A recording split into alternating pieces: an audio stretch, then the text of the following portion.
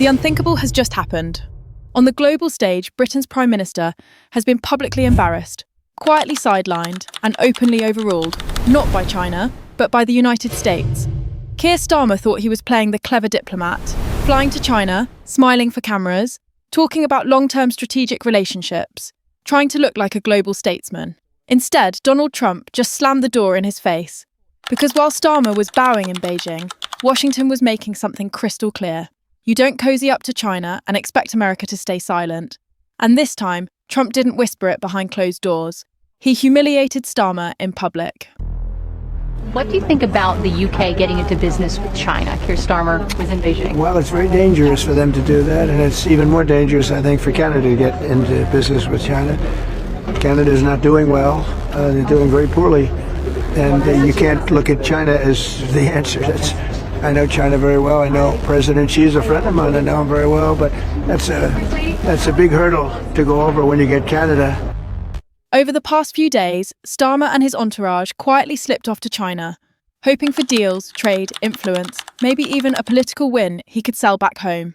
But what he walked into wasn't opportunity. It was a trap. China isn't just another trading partner. It's a communist surveillance state, run by the CCP, a regime that spies, pressures, and leverages every relationship it touches.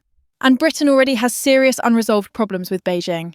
The Super Embassy Row, surveillance fears national security concerns, critical infrastructure risks. Yet Starmer ignored all of it. Why? Because this government is desperate. Desperate for investment, desperate for relevance, desperate to look powerful on the world stage. But here's what Starmer didn't count on. Donald Trump was watching. And Trump does not tolerate allies flirting with America's biggest strategic rival. Within days of Starmer's China charm offensive, the backlash arrived. Fast and brutal. The US Congress moved to block Ofcom from regulating American tech firms. The White House backed it. And the warning was unmistakable. Touch American companies, restrict American speech, or align with China, and the UK will pay the price. Tariffs, trade consequences, political isolation. This wasn't a quiet disagreement. This was a public rebuke. While Starmer talked about strategic partnership with China, Trump's America stepped in to defend the free speech rights of British citizens, something Starmer's own government was willing to undermine. And that's when the humiliation became undeniable. Because suddenly, Britain wasn't leading. Britain wasn't negotiating. Britain was being put back in its place. This wasn't just a disagreement. It wasn't diplomatic tension. It was a warning shot. Within days of Starmer's China trip, the United States moved to block Britain's communications regulator, Ofcom, from touching American tech companies. Not quietly, not privately, publicly, forcefully, legally. US lawmakers made it clear. Any attempt by the UK government to regulate, restrict, or censor American platforms would be treated as a direct attack on the First Amendment. And here's the part that should alarm everyone in Britain. America stepped in to defend British free speech, while Britain's own government was preparing to undermine it. That is an international embarrassment of the highest order. The White House called Starmer's approach an antithesis to free expression. US Congress backed it unanimously, and behind the scenes, trade retaliation was openly discussed. Tariffs, tech restrictions, economic consequences. This is Trump's playbook, and he doesn't bluff. Starmer thought he could crack down on platforms like X, pressure American firms, and still enjoy privileged access to US markets. He was wrong, because in Trump's America, there's a simple rule. You don't regulate us, censor us, or threaten our companies, and then expect favours. And that's where Starmer's China gamble completely collapsed. While he was praising strategic alignment with Beijing, the US was watching Britain drift, politically, economically, and ideologically. From Washington's point of view, this wasn't neutral diplomacy. It was betrayal. Because China isn't just another country, it's America's primary strategic adversary. And Starmer wasn't just talking trade, he was talking long-term strategic partnership. Those words matter. They signal intent. They signal alignment. They signal who you trust. And Trump does not tolerate allies hedging their bets. That's why the retaliation was so fast. That's why the pressure was public. That's why Starmer suddenly looked rattled.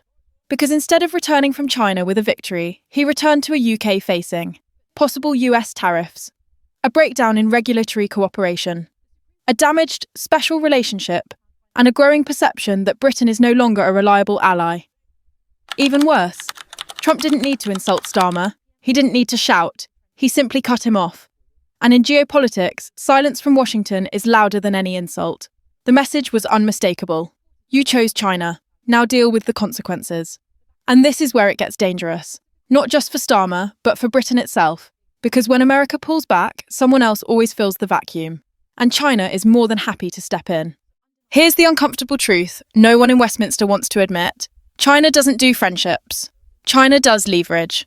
Every strategic partnership comes with strings attached. Economic, political, and technological. And when Starmer walked into Beijing asking for closer ties, he wasn't negotiating from strength. He was negotiating from weakness. Britain's economy is fragile. Energy costs are sky high, industry is hollowed out, and the government is desperate for investment headlines. China knows this. That's why the deals always look harmless at first. Infrastructure funding, technology cooperation, manufacturing partnerships, cultural exchanges. But underneath the surface is something far more dangerous: dependency. Once Chinese capital is embedded in your systems, ports, energy, telecoms, data centres, you don't get to set the rules anymore. They do. And this is where Britain's situation becomes uniquely risky. The UK isn't just another country. It's part of the Five Eyes intelligence alliance. It hosts critical NATO infrastructure. It sits at the centre of Western finance and data flows. That makes it a prime target. Every concession opens the door wider. Surveillance risks, data exposure, influence over policy decisions, pressure behind closed doors. And unlike America, Britain doesn't have the economic muscle to push back once it's in too deep. Now contrast that with Trump's position. Trump's strategy is blunt. No dependency, no leverage, no compromise on sovereignty. That's why he's pulling supply chains back to the US. That's why he's cutting regulation. That's why he's pressuring allies to pick a side. And Starmer just picked the wrong one. From Washington's perspective, this isn't just about China. It's about trust. Can Britain be relied upon in a world dividing into blocs? Right now, the answer looks uncomfortably close to no.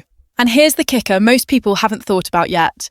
If America downgrades Britain, Britain doesn't fall back into independence. It falls into irrelevance. No special access, no trade privilege, no security exemptions. Just another mid-tier economy competing for scraps, while China tightens its grip. Starmer thought he was playing both sides. In reality, he's losing both. Because America sees a wavering ally, China sees an opportunity, and Britain is caught in the middle, weaker, poorer, and more exposed. And once sovereignty is traded for short-term deals, you don't get it back. This is the moment where the consequences start landing. Because decisions like this don't explode immediately, they echo. First come the warnings, quietly, behind closed doors. Then the signals, trade pressure, diplomatic cold shoulders, delayed deals. And finally, the punishment. That's the phase Britain is drifting toward now. Washington has already made its position clear. Freedom of speech is non-negotiable. American tech firms will be defended. Allies don't flirt with authoritarian rivals and expect favours. So when Starmer courts Beijing, while simultaneously hinting at tighter control over online platforms, the message to the US is simple. This government can't be trusted. That's how tariffs start. That's how trade access disappears. That's how special relationships quietly die. And China? China will smile, shake hands, sign agreements, all while extracting concessions Britain can't afford to give. Because once Chinese capital embeds itself in infrastructure, energy, or technology, pulling out becomes politically and economically impossible. That's not partnership. That's capture.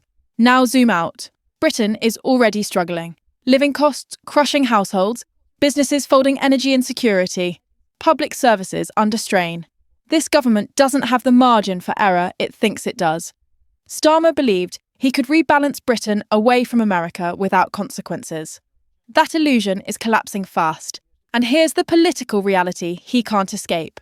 If tariffs hit, if US trade dries up, if intelligence cooperation cools, voters will feel it before politicians do. Jobs, prices, security, growth. And when that happens, the narrative flips overnight. The same media praising strategic diplomacy will ask, why is Britain poorer?